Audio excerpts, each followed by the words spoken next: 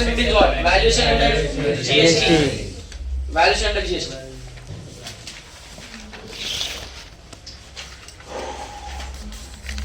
यहाँ पे थे Section 15 चला value of supply. तो सबसे पहले बोला value of supply transaction value. AB is equal to TP. मतलब assessable value मतलब value on GST to be assessed, GST to be charged is equal to actually transaction value. मतलब मैं तुम्हारे साथ व्यवहार कर रहा 5 लाख रुपए पे तो 5 लाख की ट्रांसफर वैल्यू 5 लाख पे जीएसटी लग जाना चाहिए. तुमने मेरे अकाउंट में कितना पैसा डाला उस पे मेरे को जीएसटी भर देना चाहिए. तो ट्रांजैक्शन हमारा जितने पे होता है जनरली 99% केस में जितने पे हम ट्रांजैक्शन करते हैं उतने का हमारा सप्लाई का वैल्यू होता है और उसी पे जीएसटी लग जाना चाहिए. लेकिन कभी कुछ ऐसे सिचुएशन आ सकती है जहां पे मैं तो जैसे 7 लाख लेना था लेकिन मैंने 5 लाख लिया तो मेरा सप्लाई तो हमारे बीच में 5 लाख का हुआ तो जीएसटी 5 लाख पे लग जाएगा. नहीं, मैं 2 लाख क्यों कम दिया? 2 लाख मैंने डिस्काउंट दिया है क्या? रुक जा, मैंने 2 लाख रुपया डिस्काउंट नहीं दिया. 2 लाख रुपया मैं ऑलरेडी तुझे दिया हूं, तुझे ही देना था लेकिन तूने बोला किसी थर्ड पार्टी को देने के बाद मैंने दे दिया तेरे बोलने पे, मतलब वो तुझे देने जैसा हो गया ना. तो मैंने एक्चुअली 7 लाख 5 लाख दिया है तेरे अकाउंट में बट एक्चुअली तेरा पेमेंट तू सैटिस्फाइड कितने के लिए हो गया? 7 लाख. तो जीएसटी 7 लाख का. तो it includes and it excludes ऐसा कुछ याद आ रहा है? हाँ, what it includes taxes other than GST. सारे के सारे टैक्सेस ऐड करो जीएसटी छोड़ के. कोई भी थर्ड पार्टी को मैंने पेमेंट किया वो भी क्या करो? ट्रांजैक्शन वैल्यू में ऐड. कोई भी इंस्टेंट एक्सपेंसेस क्या करो? ऐड. सब्सिडी भी क्या करो? ऐड. अगर वो सेंट्रल और स्टेट गवर्नमेंट की है तो बोलो जी subsidy refund central and state government to be add. Interest rate fee weight fee सब कुछ ऐड हो जाता है. What it exclude? Only one thing which is in exclusion discount. It should be part of the agreement. It should be linked to the invoice. बोला है ना, agreement का part होना चाहिए, इनवॉइस में लिखा होना चाहिए तो ही डिस्काउंट लगा देंगे, डिडक्शन देंगे, अदरवाइज नहीं देते. बहुत सारे क्वेश्चन थे, देख लेना तो और दिमाग खुल जाएगा. सेक्शन 15 क्वेश्चन करके आया था. Section 60 ITC. उसके पहले कुछ डेफिनेशंस है, काम के नहीं है. Input tax, credit. इनपुट मतलब परचेस. परचेस करते समय जो टैक्स बढ़ता है उसका मिलेगा. क्रेडिट मतलब बेनिफिट. सो आईटीसी भरे हुए टैक्स का कब टैक्स बढ़ता है? इनपुट के टाइम पे. क्या मिल जाएगा? क्रेडिट. तो input tax means tax payable under forward charge in respect of supply made to recipient. और टैक्स क्या क्या हो सकता है? कुछ भी हो सकता है. या लीवल चार्ज में भरा हुआ टैक्स, जो भी लेवी लगी, जो भी मैंने टैक्स भरा, that is input tax. Input tax. IGST भरा तो आईजीएसटी जो भी है, but it excludes what? Composition tax.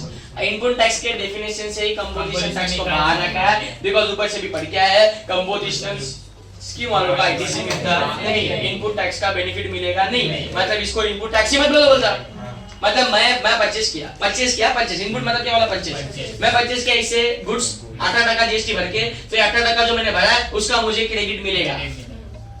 मैंने कभी इससे गुड्स परचेस किया 1 लाख रुपए का, इसने बिल्कुल जीएसटी नहीं लगा. क्यों नहीं लगा? मैं पूछा, उसको बोलता है मैं कंपोजिशन नहीं लगा. चल ठीक है, तो मैंने परचेस किया इससे, इसके ऊपर 1% उसने अपने से भर दिया. अब मुझे भरा ही नहीं. मैं कोई किस्म का जीएसटी का आईटीसी बेनिफिट लेने वाला नहीं. अबे थोड़ा शान है, 1% अपने जेब से नहीं भरता, लोगों से लेता 1%. तो मैंने उसको 1,01,000 दिया तो उसे 1,000 का भी आईटीसी नहीं मिलेगा. 1,000 का आईटीसी नहीं मिलेगा. ये कहां से बाहर रखा? कंपोजिशन टैक्स बोलेगा तो नो आईटीसी. ऑलरेडी तेरे को 18% से 1% भरने लगा है और ऊपर से तू आईटीसी मांग रहा है. कुछ समझता है? It is already composite rate, composition rate है, कम रेट है, सब्सिडाइज रेट है, तो उस पे आईटीसी नहीं देंगे. ऐसे मैंने बातें प्रैक्टिकली तुमसे ये बात की थी. तुम्हारे सिलेबस का पार्ट नहीं, लेकिन सुनो, बिल्डर लॉबी. जहां पे बिल्डर को बोला अगर तू अपना कोई घर बेच रहा, मतलब बिल्डिंग बना, बिल्डिंग में से कोई एक रेसिडेंशियल अपार्टमेंट बेच रहा जिसकी जगह 60 स्क्वायर मीटर से जाती है या 60 स्क्वायर मीटर से कम है, छोटा घर है 60 स्क्वायर मीटर मतलब 600 स्क्वायर फीट, छोटा नहीं होता वो अपने लिए. बट 600 स्क्वायर फीट वाला कोई रेसिडेंशियल अपार्टमेंट किसी ने बेचा है. किसने बेचा है? बिल्डर ने बेचा है.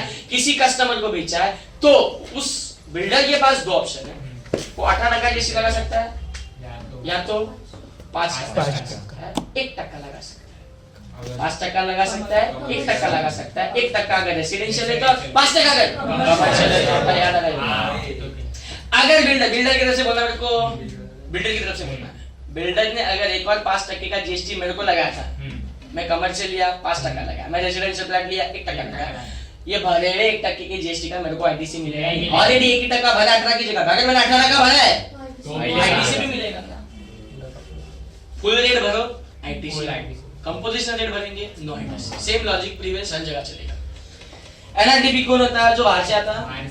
यहाँ पे इसको आके हम कंपल्सरी बोलते चल तू रजिस्ट्रेशन दे, NRTP is compulsory liable for registration. यहाँ पे है, यहाँ पे धंधा कर रहा है, डोमेस्टिक इंडस्ट्री को अगेन नुकसान हो रहा है, तो तेरे को तेरी चीजें महंगी कर रही है, तेरे को कंपल्सरी जीएसटी का रजिस्ट्रेशन देना है और जीएसटी का पेमेंट करते रहना है।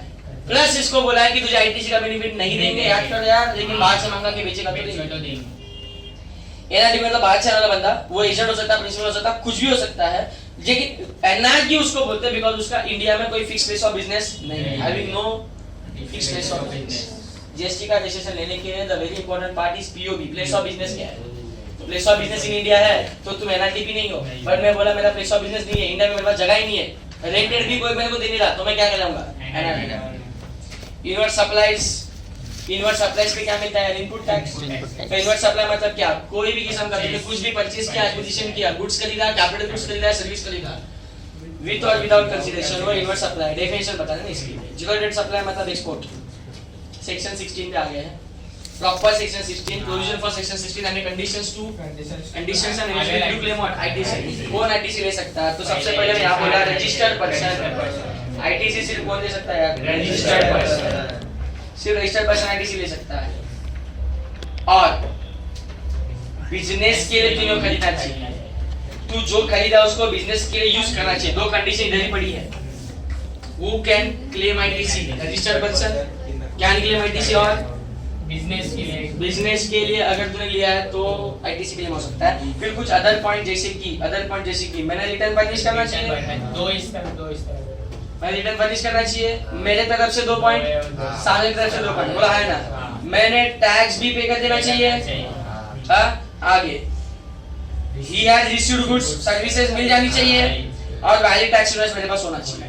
मैं जिससे गुड्स खरीदा है उसने अपना रिटर्न भरना चाहिए। इसने अपना सेल बताई तो मेरे को 2A पे पॉपअप आएगा, ये उसने करना चाहिए। क्या करना चाहिए? उसने अपना रिटर्न भरना चाहिए, तो इसने 1 भरना चाहिए, जीएसटी 1। ओके, सेकंड चीज, मैंने दिया हुआ पैसा इसे गवर्नमेंट को भी दे देना चाहिए, इसे टैक्स भी भरना चाहिए। ये दो चीजें तू कर, 2 चीजें मैं करता। तेरे से गुड्स खरीदा, तेरा गुड्स मेरे पास आ जाना चाहिए, रिसीट हो जाना चाहिए और मेरे पास वैलिड टैक्स इनवॉइस होना चाहिए। अगर ये चारों चीजें हैं तो आई कैन क्लेम आईटीसी। 4 में से एक भी मिसिंग नहीं मिलेगा।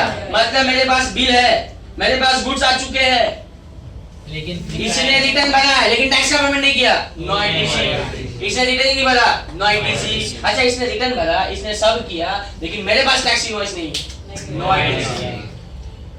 रिटर्न भरा, टैक्स भरा, मेरे पास टैक्स इनवॉइस है, लेकिन मेरे पास वो गुड्स आए ही नहीं कभी, तो भी आईटीसी नहीं मिलेगा। लेकिन एक एक्सेप्शन है, उस एक ही एक्सेप्शन के केस में आईटीसी मिल सकता है। Bill to ship to model concor enterprises. Hiranandan क्या बात, 1.5 करोड़ ऑफिस क्या बिजनेस था उनका? Bill to ship to model क्या चीज है? बिलिंग किसी को, शिपमेंट किसी को। हीरानंदन ने मुंबई में बैठ के वो कॉन्कर एंटरप्राइज वाला क्या बोलता है, अलग अलग उसके कांटेक्ट है, आउटसाइड स्टेट से माल के ऑर्डर देता है, बोलता है चलिए माल भेज, गुजरात वाले को फोन करता है राजस्थान में माल भेज, तो बिलिंग मेरे को कर, कितना पैसा हो मेरे को बता, मैं तेरा पेमेंट करेगा। किसको बोला? गुजरात वाले को। माल किसको बचाया? राजस्थान वाले को। तो बिलिंग मेरे को, शिपमेंट राजस्थान में, राजस्थान वाले को मैं पैसा बताएगा, मैं पैसा लेगा और तेरा पैसा मैं देगा। This is called as bill to ship to model. Goods direct भेजे जा रहे हैं बट पैसे के लेन देन मेरे थ्रू हो रहे हैं। पैसे के लेन देन मेरे थ्रू नहीं है तो मैं क्या समझ कर रहा, एक दूसरे को कांटेक्ट दे रहा है, एक दूसरे के समझ रहा है क्या? बिजनेस है, अपने बिजनेस है, मैं बीच में खाचा मारेगा। तो इस केस में जरा सोचो, मैंने गुजरात से माल खरीदा लेकिन डायरेक्ट डिलीवरी मेरे कस्टमर को दी, क्या मैं मुंबई में माल लाके दिया है? मतलब क्या गुड्स मेरे को रिसीव हुए हैं? लेकिन कंडीशन है आईटीसी क्लेम करने का कि गुड्स मस्ट बी रिसीव्ड, लेकिन एक्सेप्शन है bill to ship to model के केस में गुड्स रिसीव्ड नहीं होता है तो भी चल जाएगा, बाकी किसी में नहीं। Deemed to be received. Is it clear? क्या थी ये? आईटीसी अवेल करने की 6 कंडीशन, रिपीट चाहिए मेरे को, सुननी है। बिजनेस होना चाहिए, यूज फॉर बिजनेस करना चाहिए उन चीजों को। मतलब तूने रजिस्टर्ड पर्सन, तूने गुड्स खरीदा लेकिन वो चीज को तू बिजनेस में नहीं यूज कर रहा तो आईटीसी नहीं देंगे। बाकी और 4 चीजें क्या करने, क्या करूं? तू रिटर्न भर, तू टैक्स मैं दो चीजें करेगा, मेरे पास गुड्स इशूड हो जाने चाहिए, मेरे पास टैक्स होना चाहिए। गुड्स इशूड नहीं हुए तो भी चल जाएगा एक केस में bill to ship to model. अगर गुड्स इशूड हो रहे लॉट्स में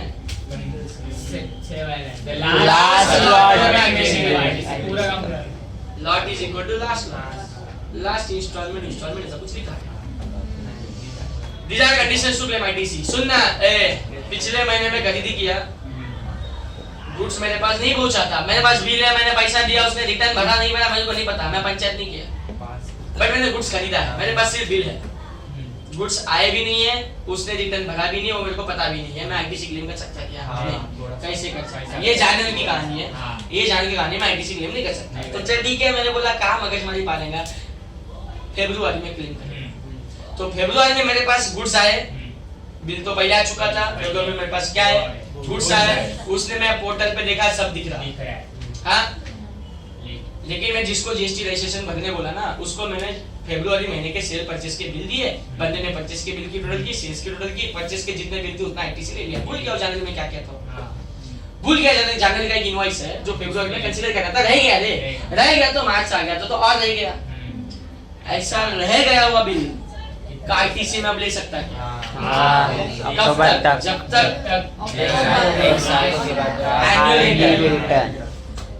एनुअल रिटर्न नहीं आता तब तक। स्पेसिफिक डेट बोलो 20 अक्टूबर, फाइनेंशियल डेट 2021 का बिल है, परचेस का बिल है, गुड्स भी मेरे पास आ चुके थे, सब कुछ प्रॉपर है, बट मैं 20-21 इस फाइनेंशियल में नहीं ले पाया, कोई बात नहीं, 20-21 फाइनेंशियल का 12 महीने का किसी भी महीने में वो आईटीसी क्लेम नहीं किया, कोई बात नहीं, बोलता है हम तुझे फिर भी आईटीसी का बेनिफिट देंगे अगर तू एटलीस्ट ये साल खत्म हो गया, 21 नया साल चालू हो गया, अप्रैल में जून जुलाई अगस्त सितंबर और 20 अक्टूबर इन 6-7 महीने तक का और टाइम देते तुझको पिछले साल का आईटीसी क्लेम करने के लिए।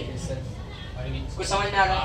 अब स्पेसिफिक पॉइंट बोलना है मेरे को, 20 अक्टूबर और एनुअल रिटर्न फाइलिंग का डेट, इन 6 महीनों के बीच में मुझे पिछले 20-21 फाइनेंशियल का एनुअल रिटर्न फाइल करना है, सो एनुअल रिटर्न फाइलिंग की डेट और 20 अक्टूबर 24 अर्ली है, जो जल्दी है, मतलब अगर मैंने 20 अक्टूबर की लास्ट डेट है एनुअल रिटर्न फाइल करने की, मैं अगर फाइल कर बैठा अगस्त में तो अगस्त में फाइल कर दिया यार, तो अब आईटीसी कहां से लूंगा? तो एनुअल रिटर्न लास्ट में फाइल करते समय तुम आईटीसी ले सकते हो, ये पॉइंट है। एनुअल रिटर्न तू जल्दी फाइल किया तो उस डेट में तो आईटीसी ले सकता था, एनुअल रिटर्न अगस्त में फाइल किया, बाद में तेरे को पता चला कि ये एक बिल होता है, खत्म हो गया वो, ये अंडरस्टैंड करेंगे तो यहाँ लिखा है time limit for availing ITC. ITC pertaining to particular financial year can be availed by 20th October of next year file or filing of annual return which is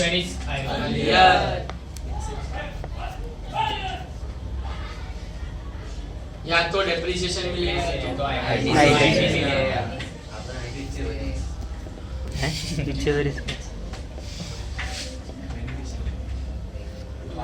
अब हुआ ये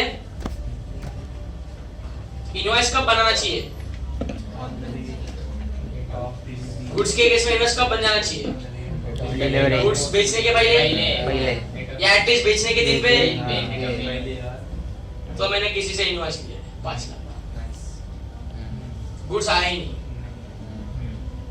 गुड्स का सप्लाई उसने किया ही नहीं, मैं आईटीसी ले लिया,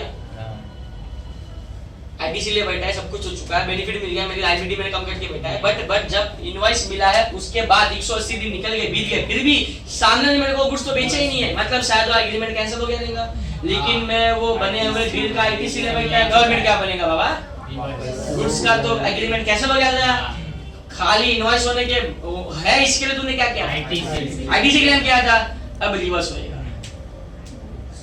होएगा और ऐसे वैसे नहीं, इंटरेस्ट के साथ। तो चेक करो, ITC to be added to the output tax liability, ITC पहले मैंने ले लिया था, अब मेरी वो लायबिलिटी बन जाएगी मेरे को, जैसे कि कैपिटल गुड्स मैंने जल्दी बेचा, 5 साल के अंदर बेचा, 5% पर क्वार्टर, बाद में आईटीसी कैसा रिवर्स हो रहा है, यहाँ पे 5% पर क्वार्टर का रिलेशन नहीं, पूरा आईटीसी रिवर्स हो जाएगा और साथ में इंटरेस्ट लग जाएगा 18% का। कभी तभी जब भी गुड्स और सर्विसेज मैंने नहीं दिए थे, कितने दिन के अंदर, 180 दिन within the issue of invoice, ये समझेंगे। और on payment of ITC would be reavailed, और बाद में अगर समझो पेमेंट हो जाता है, गुड्स सर्विसेज मिल जाती है, तो जाके मैं फिर से आईटीसी मेरा रीअवेल्ड करवा सकता है। इसके भी कुछ एक्सेप्शन है, आरसीएम डीम सप्लाई वाले के लिए पॉइंट लगते नहीं है, दो ही चीज आता है, आरसीएम और डीम सप्लाई मतलब शेड्यूल डीम सप्लाई मतलब शेड्यूल टू कुछ भी बोलते हैं ऐसे जैसे उसका क्लासिफिकेशन शेड्यूल 1 विदाउट लिखा आगे विदाउट अंतर आ जाते हैं। हां आगे बढ़ो। सबसे इंपॉर्टेंट पॉइंट था ये, कुछ याद है? Restriction on availment of credit बिना पढ़े पास का केवल का ले सकते हो। क्या ऐसा ऐसा पढ़ा था क्या? पास तक ले सकते हो। जितना दिख रहा है क्वेश्चन भी इसके ऊपर जितना दिख रहा है बस जितना चाहिए उतना नहीं। बोलने दो मेरे को GSTR 2A मुझे 4 जन का नाम दिख रहा, टोटल 4 लाख। मेरे GSTR 2A में कितना रिफ्लेक्ट होगा टोटल? शाबाश। अब से चालू करना। पेंसिल वाले उठाया कलर किया किच। GSTR 2A में मेरे को 4 लाख के बिल दिख रहे हैं, 4 लाख का टैक्स दिख रहा है। ये 4 लाख कौन दिखाएगा? मैं 2A नहीं फाइल करता, मैं 2A फाइल करता तो फिर मैं कुछ भी करता, 40 लाख निकलता। ये ऑटो पॉपुलेट होता है। कैसे होता है? जब मैं मेरा GSTR 1 भरता ना, तो GSTR 1 में मैं सेल्स का डिटेल देता है। तो ऐसे मेरे सप्लायर्स ने GSTR 1 भरा, सारे लोगों ने भरा, मैं लोगों से परचेस किया, इन्होंने अपना अपना GSTR 1 भरा, मेरे नाम से भरा। तो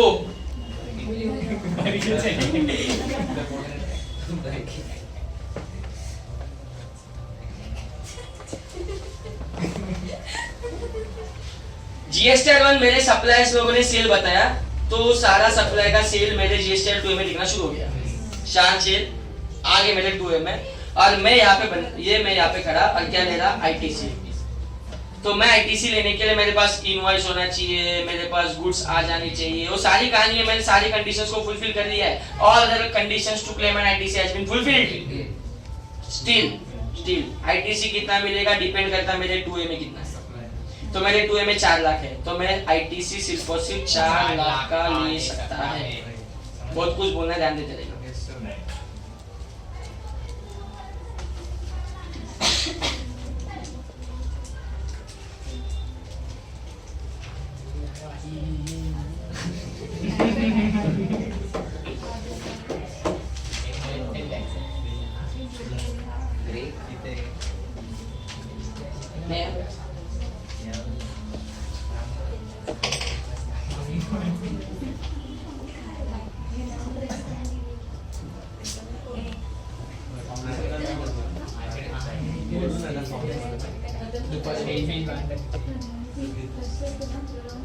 अरे डायरेक्ट चल सांगत राहील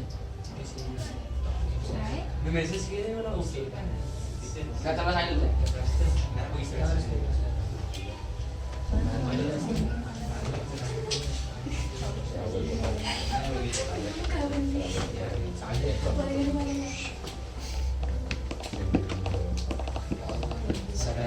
सगळ्यांनी आता एक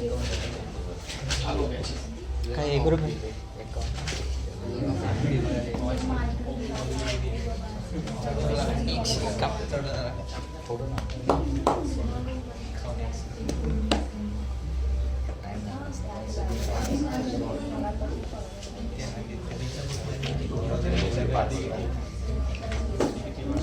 मेरे सप्लायर ने जितने लोगों ने भरा मेरे को 2A में दिख रहा, ऐसे मेरे को 4 लाख का GST दिख रहा है, लोगों ने भरा है, मतलब मेरे को 4 लाख ITC मिलेगा।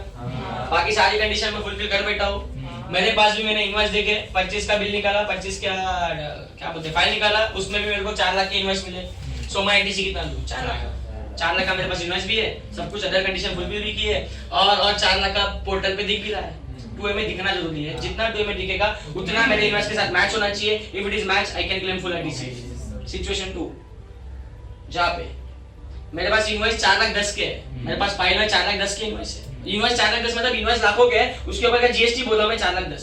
मतलब इनवॉइसेस के हिसाब से मेरे पास जो बिल पड़े उसके हिसाब से मुझे 4,10,000 का आईटीसी मिलना चाहिए, बट मेरा 2A पोर्टल से कितना दिखा है 10,000, 4 लाख 10,000 नहीं दिख रहा है। इसका मतलब कोई तो सप्लायर है जिसने अपना सेल या तो कम दिखाया है और या तो कोई सप्लायर ने जीएसटी भरा ही नहीं मेरे नाम पे। ये समझ में आ रहा है क्या? इसके लिए 2A में रिफ्लेक्ट नहीं हो रहा है। तो 10,000 का शॉर्टेज है, 10,000 का शॉर्टेज है। क्वेश्चन नहीं उठता है, मेरे को पूरा बोलने दो। क्वेश्चन नहीं उठता है 4 लाख का आईटीसी लो कि 4,10,000 का लूं, तो 4 लाख का लेने का कि 4,10,000 का लेने का, तो मैं तो बोलेगा झगड़ा करके मेरे पास सब कुछ है, आके चेक करो गवर्नमेंट को 4,10,000 का मैं लेना चाहता है। गवर्नमेंट बोलता है सिस्टम के हिसाब से 4 लाख ही मिलेगा, तो सिस्टम में उन्होंने एक फॉर्मूला लगा के बैठा है कि 4 lakh is an eligible ITC जो मुझे मिल के देगा, इसके लिए कोई नहीं रोक सकता। 4 लाख का 5%, 20,000, 4 लाख का 5%, 20,000। ये लोग क्या बोलते हैं 20,000 तक का मार्जिन है, मतलब तू 4 लाख तो ले ही सकता है, 4,20,000 तक भी लेने को देंगे। 4,20,000 मतलब 4,20,000 मेरा तो इन्वेस्ट कितना है सिर्फ 4,10,000, तो क्या मैं मार्जिन के अंदर हूँ?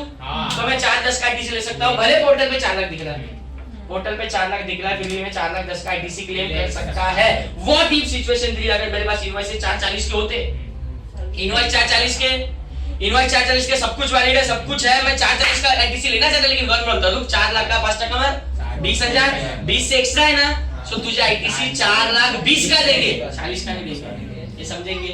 5% से अगर एक्सेस है, 5% से एक्सेस, वो आईटीसी नहीं मिलेगा, कभी नहीं मिलेगा, ऐसा नहीं है। अभी के लिए दे देंगे, बाद में तेरा वो सप्लायर दिखा देगा तो ले लेना यार, अभी के लिए मना कर रहा है, बाद में तेरे को जीएसटी का आईटीसी मिल जाना है। अभी हम कितना सिर्फ एक्सेस दे सकते हैं? 5%, 5% से एक्सेस नहीं। किसका 5%? जो दिख रहा है, जो पोर्टल पे दिख रहा है। बोलो जल्दी, हाँ पढ़ सकते हो ऊपर।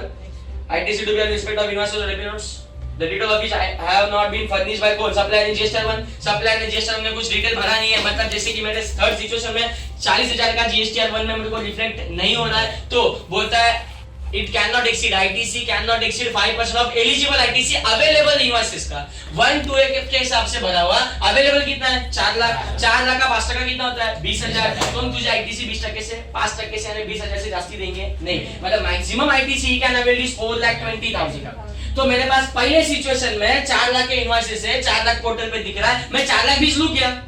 5% का मार्जिन लेना है, अब एक्चुअल से जास्ती कैसे ले सकते हैं? तो 5% of available ITC or actual which is lower, ये समझेंगे क्या? लिखा नहीं है बट वही है, कॉमन सेंस। इंपॉर्टेंट पॉइंट याद रखना, this is restriction on availment of what ITC। फिर यस 20,000 आपल्याला करायचं की ते डायरेक्टली लेस होणार नहीं पीछे नेक्स्ट टाइम आपण भरणार जीएसटी को अपन क्यों भरेंगे? आपल्याला नेक्स्ट जे नाही भरायला अपन तो ITC ले रहे हैं नेक्स्ट मंथ मध्ये।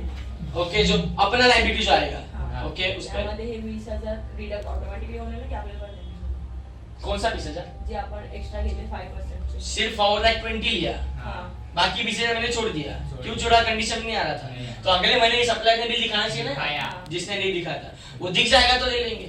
हर महीना यही वाला काम करने का। तर तो 20,000 तर घेतले ऑलरेडी, तर ते 80 रिफ्लेक्ट होणार आपल्या अकाउंट मध्ये। 1 लाखचा कोण दाखवल? नेक्स्ट टाइम तो 1 लाखचा दाखवेल आपल्याला, आणि आपण 20,000 ऑलरेडी घेतलंय त्याचं, तर ते 80 रिफ्लेक्ट होईल का आपल्या अकाउंट मध्ये नेक्स्ट टाइम? म्हणजे जे आपण 20,000 ऑलरेडी यूज केलं, जे 20 उरले जे भेटले पोर्टल पे दिसत नव्हतं तरी पण हा. आपण ते 20,000 घेतले, घेतले. त्याचं काय नंतर नेक्स्ट त्यांनी टाइम मध्ये जर का? दाखवलं 4 लाख की जगह पे मैंने 4,20,000 20 लिया, लिया, तो मैं एक्सेस ITC लिया, तो मेरा ये जीएसटी मेरा क्या बोलते हैं इलेक्ट्रॉनिक क्लियरेंस माइनस में जाएगा ना? माइनस में नहीं गया वो, हाँ, जाएगा। अगले बार 1 लाख दिखाएगा, बट माइनस के मेरे एक्सेस माइनस के साथ सेट हो गया 80 दिखेगा। अच्छा था, कुछ समझे मैं क्या बोला? हाँ, मतलब वो कैसे ट्रैक रखेंगे कि मैंने 20 एक्सेस ले लिया, 4 लाख की था तो 4 लाख नहीं लो गया, 20 एक्सेस ले लिया, अभी अगली बार में मैं डबल ले सकता था, तो फिर से 40 ले सकता है, तो ऐसा नहीं। वो ITC मैंने एक्स्ट्रा लिया, पोर्टल को पता चल जाएगा, एक्सेस क्लेम किया है तो निगेटिव रह जाएगा वो, बट अलाउड वाला रहेगा निगेटिव, कोई बात नहीं, और अगली वाली में एडजस्ट हो जाएगा। क्लियर है? ये पॉइंट नहीं रहेगा तुम्हारे पास, ये वाला पॉइंट ITC के अंदर का ये 5% वाला पॉइंट आउट है। नहीं है, नहीं है। ओके, तो समझा, लेकिन ये क्वेश्चन बने इसमें, क्वेश्चन चेक कर लेना, इंस्टीट्यूट के बुक के अंदर आ चुके, इसी सिचुएशन पे बन चुके हैं। इतने का पोर्टल पे दिख रहा है, इतने का रिटर्न भरा है मेरे पास, इतने के बिल है, आईटीसी कितने का मिल सकता है, न्यूमेरिकल्स देख लेना, सब कुछ दिमाग में बैठ जाएगा। आगे बढ़ता हूँ मैं सर, यस आम्हाला शिकवलं होतं 10% होतं, आता 5% आहे आणि आता actual मध्ये 100%. एक्चुअल 6 महीने का latest amendment is not applicable. तुम्हारा एग्जाम कभी का दिसंबर, तो लास्ट अटेम्प्ट मई का था ना, तो मई वालों को भी पिछले दिसंबर तक के अमेंडमेंट देते हैं। तो फॉर योर दिसंबर अटेम्प्ट तुम्हारे लिए मई तक के अमेंडमेंट्स आर एप्लीकेबल। मई से दिसंबर 6 महीने का अमेंडमेंट डीटी में भी नहीं और आईडीटी में भी नहीं, डीटी में भी नहीं और आईडीटी में भी नहीं। 5% मैं बोलता 5% है बराबर। बुक्स पे रिलाई करने का 5% रखने, ठीक है, 5% आंसर तुम करके आने। एक मैं अलग से अमेंडमेंट लेक्चर रखेगा जहाँ पे अटेम्प्ट वाइज ना अमेंडमेंट की शीट आती है, उतने ही अमेंडमेंट अपने लिए एप्लीकेबल। तो जो पढ़ा है प्लस दैट अमेंडमेंट शीट। इसके मैं बोला था कभी डीटी पढ़ाते समय कि बजट नहीं देखने का तुम और न्यूज नहीं देखने का जीएसटी का, लेटेस्ट वाली चीजें अपने को एप्लीकेबल नहीं है, only rely on the books.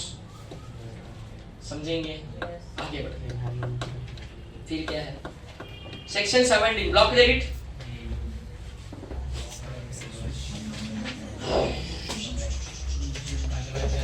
एक बैंक के लिए स्पेशल ऑप्शन है, बैंक के लिए स्पेशल ऑप्शन है।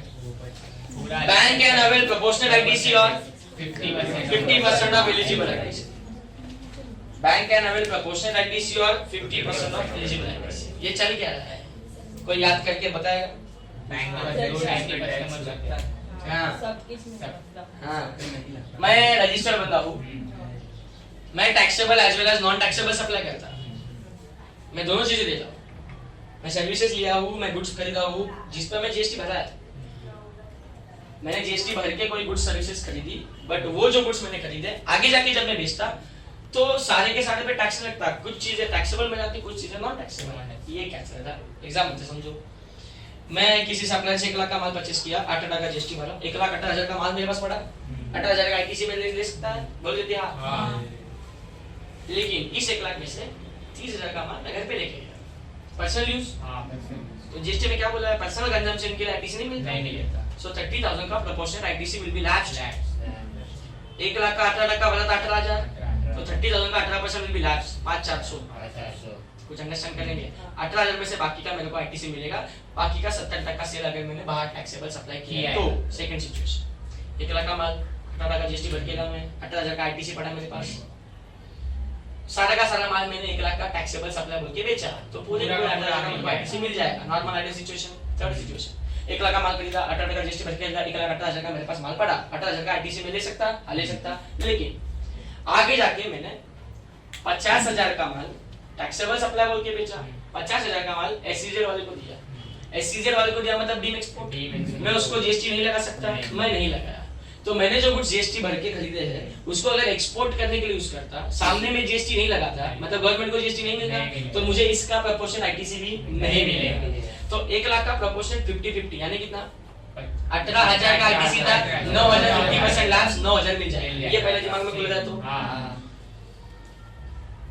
जो गुड्स खरीदा है पूरा का पूरा टैक्सेबल सप्लाई किया, फुल आईटीसी, थोड़ा टैक्सेबल थोड़ा नॉन टैक्सेबल, तो जितना टैक्सेबल उतना आईटीसी, बाकी का आईटीसी लैप्स, बाकी का आईटीसी लैप। पहले दिमाग में घुस गया है?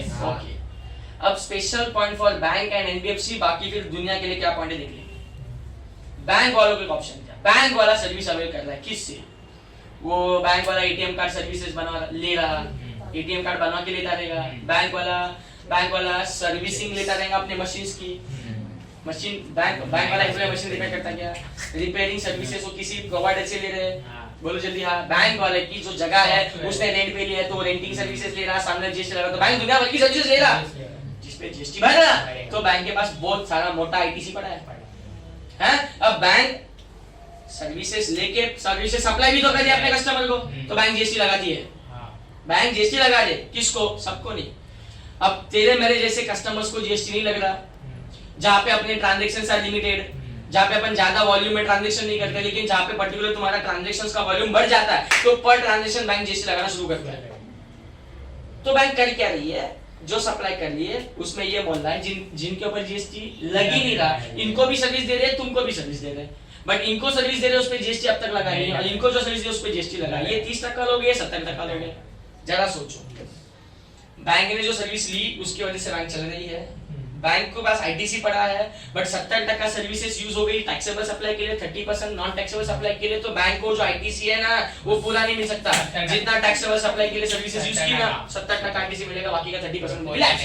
ये समझा? इसको बोलते हैं ऑप्शन 1 अवेल प्रोपोर्शनल आईटीसी। मतलब इस बैंक ने 1 लाख अगर आईटीसी था, 1 लाख आईटीसी था, 1 लाख आईटीसी होने के बावजूद कितना मिलेगा? 70,000। एग्री?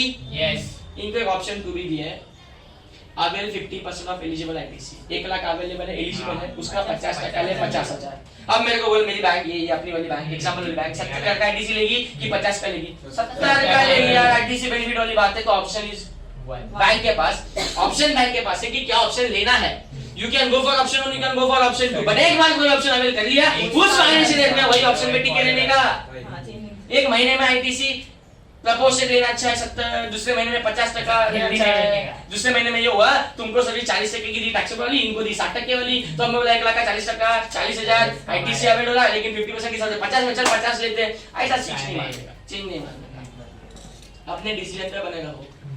सो एटलीस्ट एक फाइनेंशियल ईयर तक चेंज नहीं मार सकते हैं। तो बैंक ने फाइनेंशियल के बिगनिंग में सोच लेने का किस ऑप्शन के साथ जाना है, समझेंगे दिमाग में क्या चल रहा है, किसको ऑप्शन है, सिर्फ बैंक और बैंक। बाकी लोग ऐसा ऑप्शन नहीं, बाकी लोग ने जितना प्रपोर्शनलिटी देना है, बाकी लोग को प्रपोर्शनलिटी है 50% का option only with bank.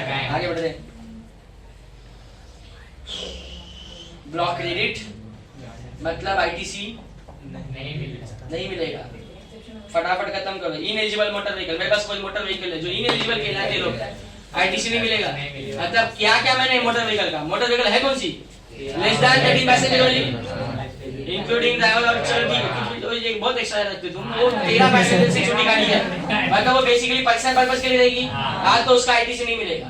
13 passenger से बड़ी गाड़ी खरीदी है, बस खरीदी तू, मिलेगा तो आईटीसी मिल जाएगा, बिकॉज़ बेसो को बिजनेस के लिए खरीदा जाएगा। लेकिन लेकिन लेकिन लेकिन हर एक में एक्सेप्शन है। अब मैंने गाड़ी ली छोटी सी 13 पैसेंजर से, छोटी वाली 7 पैसेंजर 8 पैसेंजर वाली अपनी गाड़ी है, बट वो गाड़ी मैंने सही में धंधे के लिए लगाई, वो गाड़ी पे मैं टूर्स एंड ट्रैवल का बिजनेस करता, अगर मैं प्रूफ कर देगा तो आईटीसी मिल जाएगा।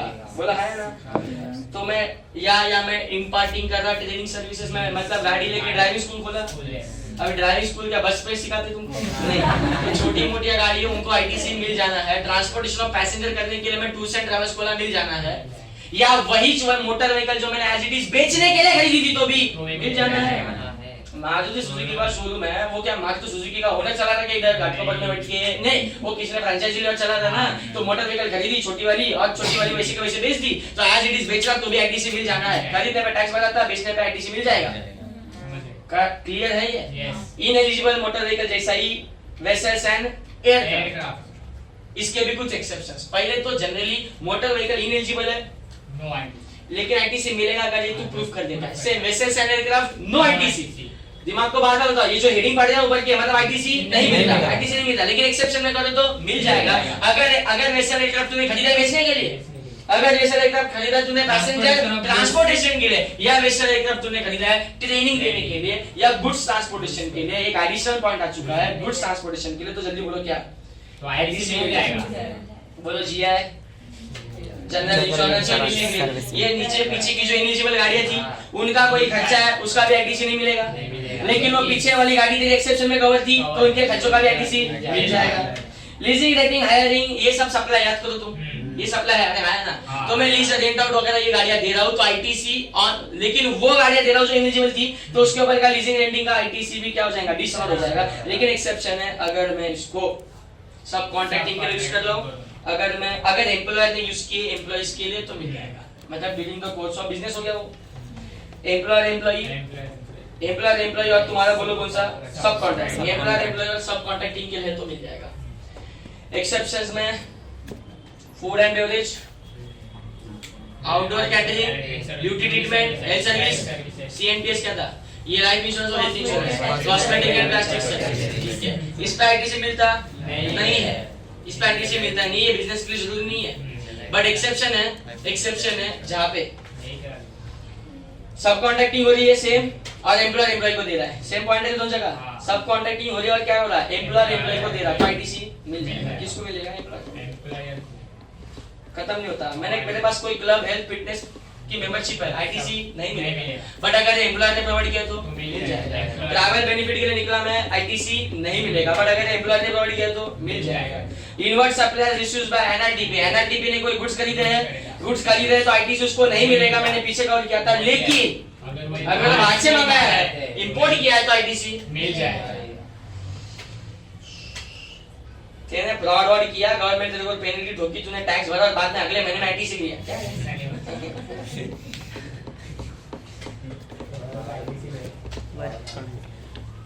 वर्क कॉन्ट्रैक्ट सर्विस के लिए क्या था पॉइंट, जल्दी बोलो। ऐसा इमोबल प्रॉपर्टी को कंस्ट्रक्ट करके ले रहे हो, हाँ work contract service for construction of immovable property, ITC नहीं मिलता, ब्लॉक क्रेडिट पड़ रहे। बट प्लांटेड मशीनरी का वर्क कॉन्ट्रैक्ट सर्विस पर आईटीसी मिल जाएगा। बोलना है। Work contract service for construction of immovable property, Lodha builder building बना के देला, उसको उसके परचेस पे आईटीसी नहीं मिलेगा, उसको उसके परचेस पे आईटीसी नहीं मिलेगा। But plant and machine, Larsen and Toubro क्या करती है तुम्हारी, क्या बोलते हैं, हायर पे दे रहे, भाड़े पे दे रहे, तो प्लांट एंड मशीन जो भाड़े पे दिए उसका आईटीसी मिल जाएगा। किसको, लोधा बिल्डर्स को, क्योंकि उसने लार्सन एंड टुब्रो को प्लांट एंड मशीन का यूज करने का पेमेंट किया देगा। WCS available work contractor for further supply of WCS, सब कॉन्ट्रैक्टिंग वालों को मिल जाएगा। हमेशा सब कॉन्ट्रैक्टिंग कवर है ऊपर, सब कॉन्ट्रैक्टिंग हमेशा कवर है, एक्सेप्शन बिकॉज़ सब कॉन्ट्रैक्टिंग इज अ बिजनेस। यहां से लेके यहां पे दे रहा, मतलब तू बिजनेस कर रहा, तो एज अ बिजनेस एक्टिविटी तुझे आईटीसी मिल जाने वाला है। Where value of WCS is not capitalised, समझ लिया, books of account same concept, depreciation versus ITC, या कैपिटलाइज करेगा मतलब डेप्रिसिएशन क्लेम करेगा, तो डेप्रिसिएशन लेगा तो आईटीसी लेना। तो अगर कैपिटलाइज नहीं किया, एक्सेप्शन में कैपिटलाइज नहीं किया, मतलब आईटीसी मिल जाएगा। बोलो रे, यस ओके। बाजू में invert supply issued by taxable person for construction of again immovable property, same point है। On his own account including when such supplies are used in the course of business of business, मतलब मैं खुद builder, मैं खुद contractor, मैं लोगों के घर बना के देता तो मेरे को आईटीसी नहीं मिलता मेरे परचेस पे। अब मैं लोगों के नहीं, मैं अपने घर बना रहा, मैं खुद कॉन्ट्रैक्टर, दूसरा कॉन्ट्रैक्टर अपॉइंट करेगा क्या, नहीं, मैं सब कॉन्ट्रैक्टिंग नहीं कर रहा, मैं खुद अपना ही घर बनवा के ले रहा, तो ये पर्सनल अकाउंट में भी आईटीसी मिलना नहीं। लोगों को लेके नहीं मिलता, अपने को कैसे मिलेगा, पर्सनल पे आईटीसी मिलता नहीं। बस एग्जांपल लेके बात कर ले रहे, जिस्ट वही है, पर्सनल है नहीं मिलेगा, पर्सनल है नहीं मिलेगा, बट एक्सेप्शन है। Again plant and machinery use किया मैंने, मिल जाएगा आईटीसी, मतलब किसी से मैंने मशीन ली जो मेरे पास नहीं थी, जेसीबी है नहीं मेरे पास, तो मैंने किसी से भाड़े पे ले लिया, उसने जीएसटी चार्ज कर दिया तो उसका आईटीसी मिल जाएगा, ऐसा पॉइंट है। And construction of immovable property for others, value of construction is not capitalised, यही वाले पॉइंट वहां पे कवर किया है। हां, अगर यहां पे तू एलिजिबल है आईटीसी लेने के लिए तो यहां पे भी एलिजिबल, यहाँ पे एलिजिबल कब है, जब तू सब कॉन्ट्रैक्टिंग करेगा, तो सब कॉन्ट्रैक्टिंग तू अपने काम का भी करवाएगा तो भी आईटीसी मिल जाएगा। अगर तूने बुक्स में वर्क कॉन्ट्रैक्ट सर्विस कैपिटलाइज नहीं किया तो यहाँ पे आईटीसी मिल जाता, तो यहाँ पे भी मिल जाएगा। सो मोटा मोटी जितना याद कर सकते हो उतना कर लो, एक्सेप्शंस के पॉइंट, मेजॉरिटी पॉइंट ब्लॉक बना के चलो, जहाँ पे एम्प्लॉय को दिया है वो सारे एक कैटेगरी में रखो, वहाँ पे आईटीसी मिल जाता है। ये मेन हेडिंग ऊपर के बॉक्स पढ़ोगे वहाँ पे आईटीसी नहीं मिला, मेजर क्रक्स क्या आईटीसी नहीं मिलेगा। और एक्सेप्शंस कवर किए तो एक्सेप्शन पढ़ के चलना। वर्क कॉन्ट्रैक्ट सर्विस बोल दिया, फिर ये एरो कहां से है पता है, फिर से वो मेन ब्लॉक चल रहे हैं, आईटीसी मिलेगा कि नहीं मिलेगा, नहीं मिलेगा। इनवर्ट सप्लाई कंपोजिशन देवी कब कितनी बार आ गया, तीसरी बार आ गया भी है, कंपोजिशन वाले का आईटीसी मिलता नहीं है, कंपोजिशन से इनवर्ट सप्लाई करने का आईटीसी मिलेगा नहीं, गुड चोरी हो गया, लॉस्ट हो गया, डिस्ट्रॉय हो गया, डिस्पोज हो गया, या गिफ्ट के नाम पे दे दिया तो भी आईटीसी नहीं मिलेगा। और inward supply is for personal consumption, अभी सारे पर्सनल कंजम्पशन कवर हो गए, ऊपर भी छोटी छोटी बातें पर्सनल कंजम्पशन की कर ही रहे थे। गाड़ी का बात किया वो भी पर्सनल कंजम्पशन था, वेसल एयरक्राफ्ट का बात किया वो भी पर्सनल कंजम्पशन था, तो सब कुछ पर्सनल कंजम्पशन, इसके लिए आईटीसी नहीं है। बट एक्सेप्शन में क्या बोला, तेरा बिजनेस है, तू सब कॉन्ट्रैक्टिंग कर रहा, तुझे एम्प्लॉयमेंट के उसमें मिल रहा, तो आईटीसी अलाउड करने से। हां, फिर ये सब कुछ शॉर्टकट लिखे, किसका क्या कहना है, ऊपर लिखे ना शॉर्टकट, एसी मतलब एयरक्राफ्ट, बीटी मतलब ब्यूटी ट्रीटमेंट, वो शॉर्टकट से छोड़ो। सेक्शन 18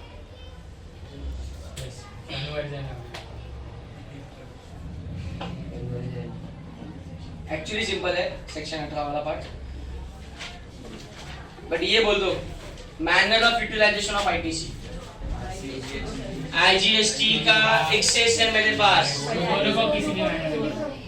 सी और S any order any proportion perfect, CGST का एक्सेस है मेरे पास, सीजीएसटी अपना लाइबिलिटी नॉक ऑफ करेगा, बचा हुआ आई को देगा, इसको नहीं देगा, इसको नहीं देगा। एसजीएसटी का एक्सेस पड़ा है, पहले ऐसा अपना यूज करेगा, इसको एक्सेस बोलेगा और बाद में आईजीएसटी बोलेगा। सीवारेस आपस में आईटीसी का बेनिफिट दूसरे को देते नहीं है। आई को जरूरत है, सी भी देगा, एस भी देगा, लेकिन सी खत्म होने के बाद एस दे सकता है, सी खत्म होने के बाद एस दे सकता है। मतलब आई जब अपना आईटीसी बांट रहा तो सी और S any order any proportion, but I जब ले रहा, आई में पेएबल है, आईजीएसटी में पेएबल है, सी और एस का आईटीसी एक्सेस पड़ा है, तो पहले सी का नील करना पड़ेगा, फिर एस का पैसा मिल सकता है, पहले एस नहीं ले सकता। तो ऑर्डर फॉलो करनी है, यही था आईटीसी।